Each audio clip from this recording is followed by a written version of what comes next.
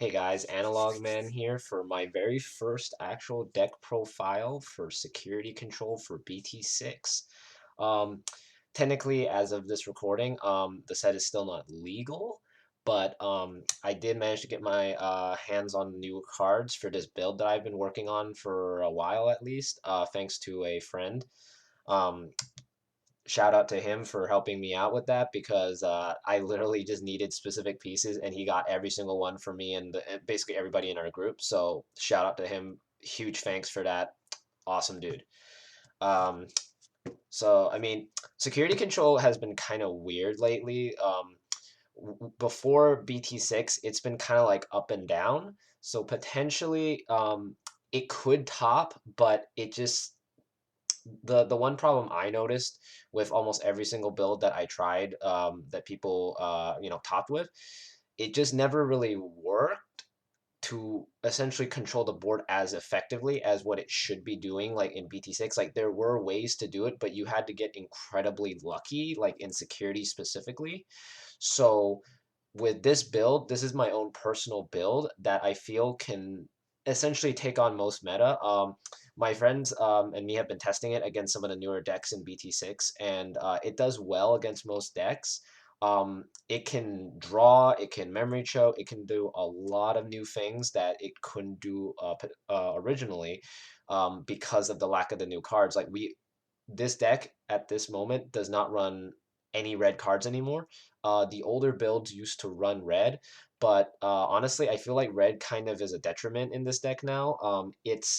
It's really great originally for BT5, but for now you want to focus mainly on the black and yellows because they have some amazing removal cards that can just help you out in like a really good jam. So let's just get started on the profile so you can actually see what I'm talking about. For the babies, it doesn't really matter what you run, but you want to run specifically yellow babies. I'm running 3 Upamon and 2 Narumon. These can be any yellow eggs, but the best one would be the new BT6 one that's coming out. I will be replacing these once I get enough. I will still keep 1 Upamon because Upamon, once per turn when attacking, if you have 3 or fewer security, you can draw one. And this actually came in clutch because I drew into a removal card. So I think I'm actually just going to keep like 1 or 2 copies regardless.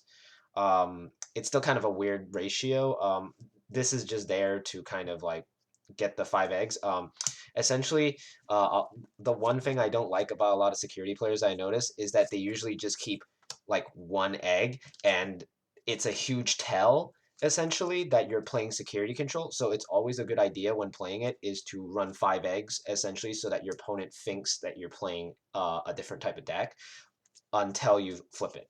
Then they'll probably think you're playing yellow or something, and then maybe try to think up a strategy to deal with your board. But it's going to be a completely different board, so it kind of blindsides them. So you want to run at least 5 eggs to essentially fake out your opponent and potentially boost for draws, essentially, and or maybe minusing stuff. But yeah, just standard like yellow eggs for the healing that you'll see in the deck in a second. So let's put these aside. So for the first 4 cards, we run 4 Salomon. Salomon is kind of a weird card originally in the older BT5 builds. I saw it kind of running around a lot, but honestly, I kind of like this more in BT6 because there's actually a reason now with the yellow eggs to essentially run it. Before, if you ran a yellow base, it was kind of hit or miss because the removal cards were good, but they weren't really that fantastic and very situational and not enough to essentially control the board. So now with the newer stuff, Salomon is a must, especially because with the new bond decks and let's see, yeah, basically bond decks and Jesmon decks, just in general, they're going to be hitting really hard and just wiping your security half the time. So you need recovery like this in your raising zone just in case, so that when you need it, you can pull it out and then just kind of swing, maybe get it, maybe kill something, and then potentially get a heal off of it. So it's always good to have this now in the new BT6 set. And then for the next card, we'll be running. This is my own personal. Actually, no, this is the wrong card, but of course, you're going to be running 4 Cordraman from the new starter deck set. I know that the set doesn't come out until December, but once you get it, I recommend immediately putting it in because this card will essentially draw you everything you need and you can continuously recycle it. I actually just did a match today where I used Tactical Retreat to recycle it 4 times and draw at least 8 cards off of that. So you want this. Plus, it's a security Digimon. So when it comes out, you get the draw as well, and you get another body on board to swing for a game. So must have, must have this card. Then for my own personal tech, actually, most builds don't run this. I've seen maybe 1 or 2 running it, but I honestly love running this at 2 because it stops certain decks that like to swarm, like Diaboro and Rookie Rush. This helps against it as long as they can't pop you, but I run 2 Shucklemon because it gives anything that has no Digivolutions -1 security. And if you want to run more of a blue base, this counts as a blue, so you can evolve on top of it like a Hexablow or something, and you can continue to essentially stop them from attacking. But this card actually has won me games. I've actually had a match of Diaboro with a friend that essentially he had 17 checks on board, and he could only swing with 2 of them because of him. So this card is kind of feared a little bit now that I've been playing it more because it just hard stops so many things. Then we get into some standard stuff like the 4 Magnadromons. I run all like alt arts because I'm trying to alt art this deck. Um, but this card's solid. It's a good now with the new Tamers. I can gain enough memory so that I essentially just give them 3 by default. So it's not as bad to run this anymore. Before it's like you were giving them way too much, maybe like 5, and it wasn't that great. But now with the newer cards to help kind of mitigate the memory stuff, it's this card is fantastic for if you already have 5 security, you just kind of play this down, have a body on board, swing next turn and get a heal at the same time. So it's really solid. All right, then we have my spicy tech, 2 Magnadromons. Most builds don't run this anymore. Also, which I'm essentially going to be a broken record about this because a lot of the cards that people are running in BT6 for security control are going to be completely different from the ones in BT5. But I like keeping staples like this because Magnadromon actually is really clutch in certain moments when your opponent is building like multiples of the same monster. You can just play this down and de-digivolve it, and they'll have to essentially like remake it over again. I mean, sure, you're giving them 12, but this is also a blocker, so it's just a good way to kind of stall them out a little bit, maybe heal a little bit at the same time. And also the fact that you can evolve Zwart defeat on top of this, so it's always a good option to have him. Then we have the standard of 4 Magnadromons, of course, because you're going to need healing. Solid card, recovery +2, plus this plays Salomon when attacking, so also good as well. Then we have the 4 Zwart defeats. Very nice card. Love seeing this in security. With Cordraman, you actually see this more often because you're going to be healing off of this or other option cards. And I actually had a match where I actually ended up with 3 on board because I was just healing consistently to the point where I actually had 11 security. It was pretty brutal. But this guy's an obvious like 4 of you do not run less than this in security. You have to maximize on this. You can run another level 7. I would highly recommend running an Omnimon X because you can evolve on top of this and then basically make this thing a huge threat, and your opponent just has to get rid of it. And if they don't, they basically lose the game. So solid.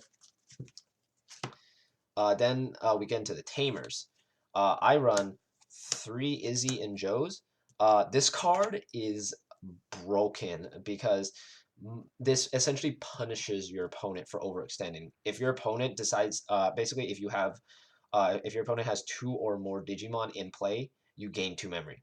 So if they overextend and you have multiples of these, I actually had a match where I actually had all 3 out, and I gained 6 memory every single time. So I was always at 7 or 9, no matter what. Like they would give me 1 or 2, I would just blow up their board on my turn immediately because they gave me enough memory to play my removal cards. And then for the final tamer, we run one Izzy because we still need a memory setter just in case. You don't absolutely need it anymore because of this. Because of Izzy and Joe, you always are guaranteed 3 most of the time. But you want to have this guy for stacking as well because when you play it, you get to look at the top 3 and arrange it however you want. So this one is I like it at 1. I might switch it to maybe like 2-2, but so far this ratio is working pretty well, so I'm gonna keep it for now until it essentially bricks me one time, and I'm just gonna switch it out as usual. Um, then we go into the options. For the first few, we play 4 Holy Waves, alternate art, of course, because I'm trying to alt-art it, as I said before. This card is really hilariously broken now in this deck now because of having the yellow. You're just always guaranteed healing no matter what. Um, and the fact is that if you hit into security, you just recover your security immediately. It's super fantastic to run into your opponent to run into this. Even better if it's multiples because then you just heal twice and they just go like, oh, I guess I did nothing.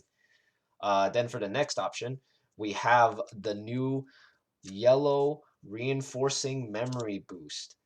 This card is literally the card that I'm betting you money that it will get probably limited. Well, maybe if Bandai America actually wises up and actually starts doing ban lists, this card would be one of the cards I would expect to get hit because it's just so overpowered. For those that don't know what it does, when you activate it, reveal the top 2 cards of your deck, and then you get to place one. You get to place one. You get to choose. It's not random. You get to choose what card you put into your security, and then the other card is added to your hand. So if you draw into like a Zwart defeat and a Cordraman or just any combo of this stuff, you are essentially guaranteed a Zwart or a heal or a removal card. Like this card, and not only that is that because it's a memory boost, it has a delay, and instead of the normal 2 memory that most of the memory cards give you, this gives you 3 instead of 2. So no matter what, even if you're at 1, you just activate you have this like in your zone and you activate it, you automatically have 4 memory and you can just play a Magnadromon and keep them at 3, or play a Cordraman and keep them at 2. It's it's the most broken card in this deck, and when you top deck this even on first turn, it doesn't really hurt to play this for 6 because you're getting a 6 security and you get a new card into your hand that can potentially pop their field next turn. So this is a definite 4 of. Do not skimp on this. This card is actually low tier, like broken to the point where yeah, I honestly feel like they need to limit this to at least 1. Then we play the new DP reduction card, Wyverns Breath. I was actually running 4 originally, but it's kind of weird. It can brick you a little bit, so my friends recommended that I run 3, and so far it's actually come in clutch a lot of moments. 3 is I feel like it's a good number. You can run 4. A lot of builds do run 4 because there's more monsters that are really super powered right now. But I feel like 3 should be solid, so that you don't brick, but you see it often enough. Then for another yellow option card, we have 3 tactical retreats. This is a must of. I was running 4, but it was kind of bricking, so I ended up putting 3 instead now. You absolutely need this for Zwart and Cordraman. You just continuously recycle them essentially with this, and of course, it's security. It lets you heal, so if your opponent hits it, you're just like, okay, cool, I just recover. It's basically another holy wave in security. So this is a must of at 3 at least. Some builds run 1 or 2, but I like 3 because then I can just keep recycling this or this. Then for, let's see, now we're getting to the black cards. We run 3 Iron Fisted Onslaught. This card is low key. It's going to be abused a lot in black decks now because it just pops. It deletes all of your opponent's Digimon with the highest play cost. And in certain moments, when let's say, your opponent is like spamming like multiple Dynasmons or Lord Knightmons, if they still play it, you can just hard play this and just be like, okay, I guess they all die, because as long as they're like the highest cost, you can potentially wipe their board of Lord Knightmons or any of their Dynasmons or something. It's insane. This card is a must have, at least at 3. 2 is kind of pushing it because you won't see it as often enough and it'll be more clutch. I recommend 3 because then you'll see it. through drawing through Cordraman, and you'll be able to essentially just keep going and wiping their boards consistently for each other turn. Then for the last few cards, we actually have 3 ultimate flares because this card is still really decent and can actually win you matches if they hit into security with this, or if you just hard play this, you can probably wipe their board, especially with Rookie Rush. Rookie Rush will be a huge issue in BT6 because it's still one of the fastest decks on par with like Jessamon, so you need to be careful of that deck. Ultimate Flares will just wipe their boards no matter what, so always having this is really solid. And then for the last 2 cards, we have Gewalt Swarmer. This card, I actually had it at free, but this card is a double-edged sword. Just a heads up, everybody, because I've actually had this issue multiple times already through testing. The security does not activate it; it adds to your hand. I've actually misplayed a few times where it was hidden security and I said it activated. It does not. It just adds to hand like certain option cards, but it's really good against any deck that likes to overextend, especially most people still think that the best idea to beat this deck is to overextend, but with these new board wipes, it's actually a really bad idea because you could potentially waste all your resources and then get hit with this or this, because this one pops all Digimon with a play cost of 7 or less. So with these board wipes, it's not a good option to beat this deck with it. For anyone that wants to know how to beat this deck, essentially honestly, the only best way to beat this deck that I've seen in testing with my friends is that consistently each turn you just have to keep poking at security no matter what. It might sound weird for me to be telling you how to beat this deck, but at the same time, I want you to be prepared also for the mirror matches because this deck, Rookie Rush and the Bond of Courage and Friendship decks will be the most dominant decks from what it looks like, from what my group has been predicting essentially with our testing. Um, it's going to be rough if you hit into a mirror match. There are certain tech cards that you can actually put into your deck to deal with that type of stuff. I'll make another video to essentially show off some of the tech cards that you could use against a mirror match. I've actually had to play mirror matches before in BT5, and certain cards will be really useful in mirror matches in BT6. They'll still be rough. Most of the time, your win condition in a mirror match will be essentially decking out. In those situations, you do not ever, and I mean this, this is a huge thing. Don't heal. Um, you can add stuff. You can still use this, but just don't heal. Just slowly draw cards and try to make them waste their resources. Play your cards out. Like let's say play a Magna Edge or play this out even when you don't need to heal, because you're gonna have to essentially make them waste all their resources so that you can start hitting them eventually. Um, Against red, as I said, Bond and Bond of Courage and Jessamon, it'll be a tough match because red with Jessamon is insane and can just wipe your security. Same with Bond of Courage. Uh, Blue will be mostly a Zulongmon and the other one, so you have to be really careful. A Zulong won't be that big of an issue because you don't really play that many monsters. So if you're playing against them, just try not to play any monsters out. Just keep it in raising or keep it in your hand until they waste their Azulong, then go in. But it'll be kind of weird. Gabu Bond or Bond of Friendship will be just like Red. Just be really careful about laying monsters out. Just wait until they do their play and their guy dies, then come in. You have to be very strategic each turn essentially for what you play, because essentially you're giving them more advantage to start wiping your board. Um, with green, or green, like normal, like ancient Troy and Eosmon, it'll be kind of a weird thing. They will suspend your guys, so if you want, you can do the same strategy and just keep your guys out in your hand. You can heal still. I would highly recommend just keep healing and just let them kill this because you don't really care about your board half the time. I would highly recommend just board wiping them with these because green cannot recover from board wipes as great. I mean, you give them memory, but if they don't have the crucial piece in their hand, they can't overextend and wipe you.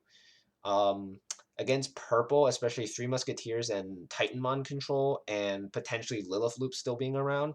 Don't worry about them. Musketeer you will have to worry about because they do have a lot of board wipes and they can actually swarm way better than most decks. It's actually going to be probably one of the best decks in BT6 format. So just be careful of that one. But with any other purple deck, just kind of just let them do their plays. Kill as many of their monsters as possible. Sure, you're giving them draws, but that means closer for them to deck out. So just let them kind of do their thing and then just keep healing and just kind of let them do their thing. And then eventually they'll deck out or you will kill them with Zwart defeat. So just go with that.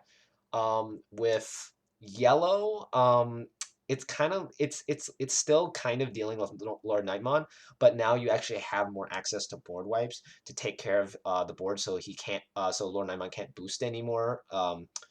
So as long as you're strategic enough and you just don't give them as much memory, you should be good in dealing with them. It's the same way to deal with Lord Nightmon as before in BT5. Just try to board wipe them as much as possible and just keep healing so that they just run into big stuff like this.